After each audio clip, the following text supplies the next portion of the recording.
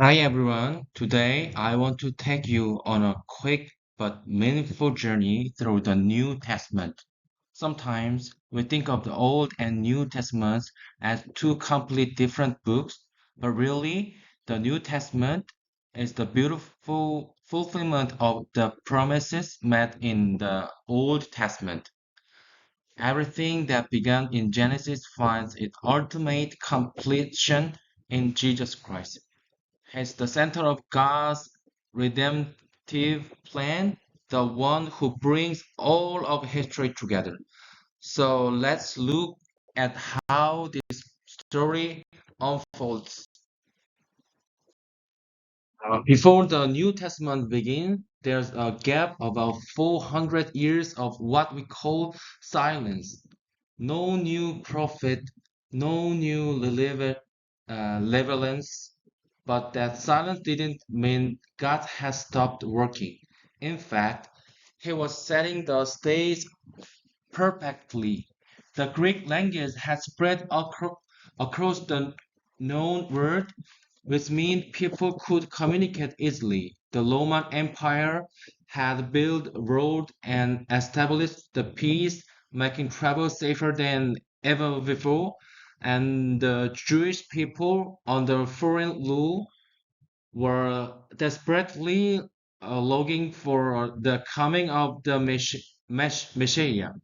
So when the time was just right, uh, Galatians 4 and 4 says, when the fullness of time has come, God sent forth his son. Isn't that amazing? God time's always perfect. We come to the four Gospels Matthew, Mark, Luke, and John. They each tell the story of Jesus, but from slightly different perspectives. Matthew presents him as the promised King of the Jews. Mark shows us Jesus as the humble servant who came not to be served, but to serve. Luke focused on Jesus as the savior of the old people, is especially the poor and the outcast. And John reveres Jesus as the eternal Son of God, the Word made flesh. Each gospel gives us different angle, but together they paint one complete and powerful picture that Jesus is promised Messiah, the Savior of the world. Through his life, death, and the resurrection, the kingdom of God broke into history. Move to the book of Acts, the story of how the early church was born. It begins in Jerusalem with the coming of the Holy Spirit at Pentecost, and suddenly ordinary men and women became bold witnesses for Christ. People who once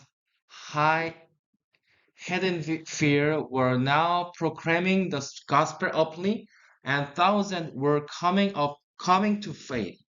The book of Acts shows us that the gospel could not be contained by borders or cultures.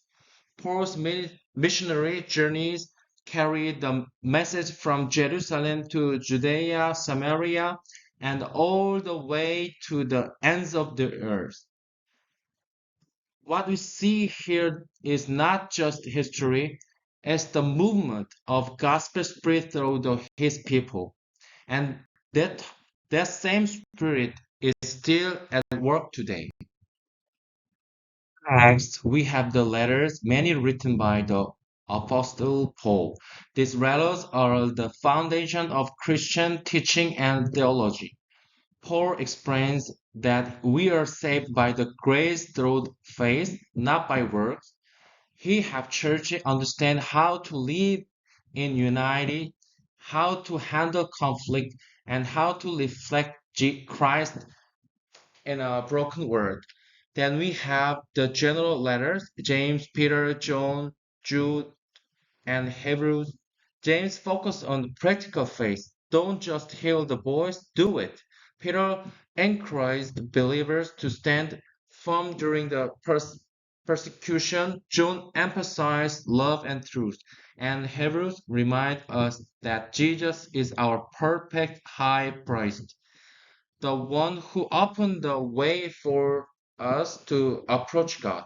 Together, these letters teach us what it means to live as God's people by grace in faith and with hope.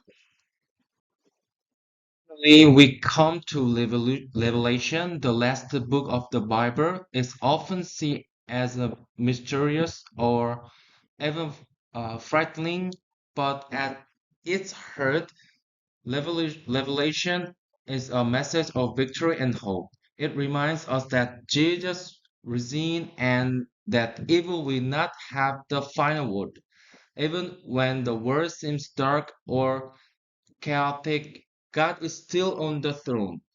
Revelation shows a future where all things are made new, where God dwells among his people again. The Bible begins in Genesis with a creation and ends in Revelation with recreation.